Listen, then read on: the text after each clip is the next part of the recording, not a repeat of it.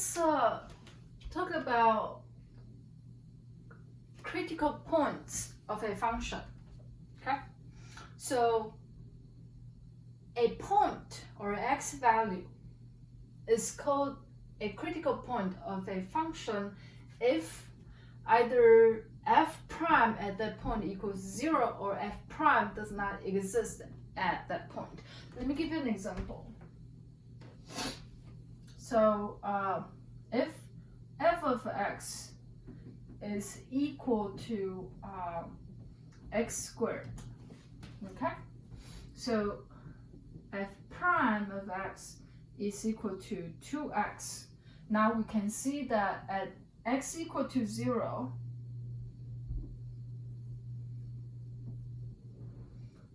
f prime is equal to 0. So that would be this case. So we have x equal to 0 is a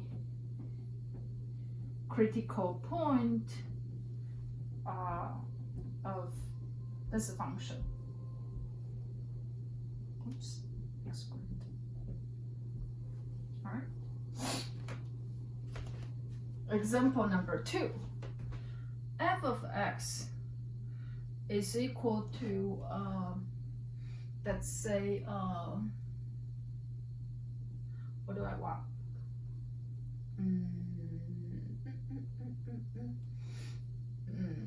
Let's say 1 over x to the power 2. So this is x to the power negative 2. Okay. So now in this case we have f prime equal to minus 2x to the power negative 3. So this is negative 2 times 1 over x to the power 3. So you can see that f prime of is not defined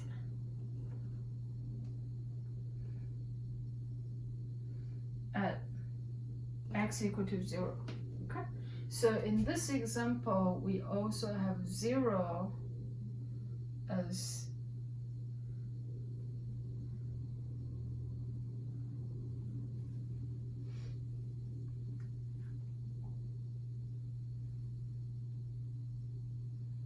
a critical point. Okay. Of course, here I'm just giving you two examples. It doesn't say 0 is always a critical point. Okay. So the point is, in this example, f prime at 0 is equal to 0. So that's why 0 is a critical point. And here, because f prime is not defined as 0, therefore 0 is a critical point. Okay? So if I change this function a little bit, alright? If I change this function a little bit, so let me erase this. If this is equal to, let's say,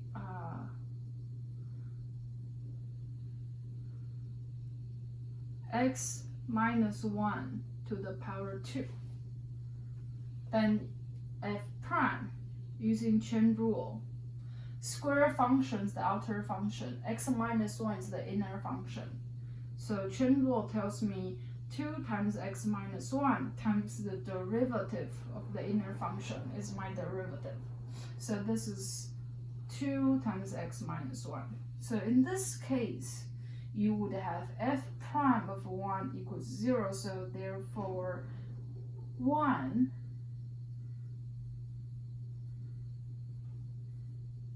is the critical point. Okay? So just want to be clear, you follow the definition. Okay? It's not necessarily 0. Okay? And they're very important. Critical point is critical. They're very important. So, do you remember what is the meaning of f prime? So, if I have a function like that, and if let's say here I have a point x naught. Then at x naught, f of x naught, I have a point on the curve, okay?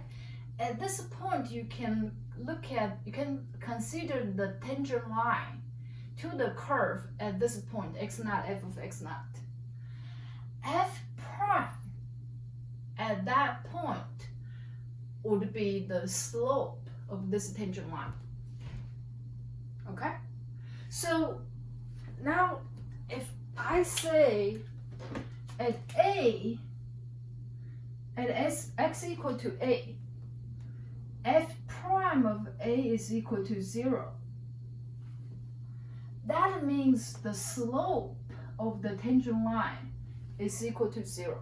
So what does that mean when slope is equal to 0? That means it's horizontal, okay? Horizontal means slope is equal to 0. So now you can see the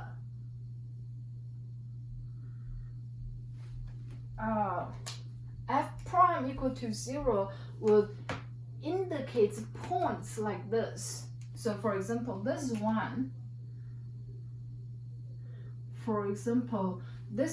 it tells you points where you would have horizontal tangent lines, okay? Or if I have a curve, if my curve looks like this, there's a cusp, okay, like this. Then this is the case where f prime does not exist, okay? So this gives you a critical point. This gives you a critical point. This gives you a critical point. And you can see there are spatial points on the curve, because if I look at this, locally, this point is on top of the curve.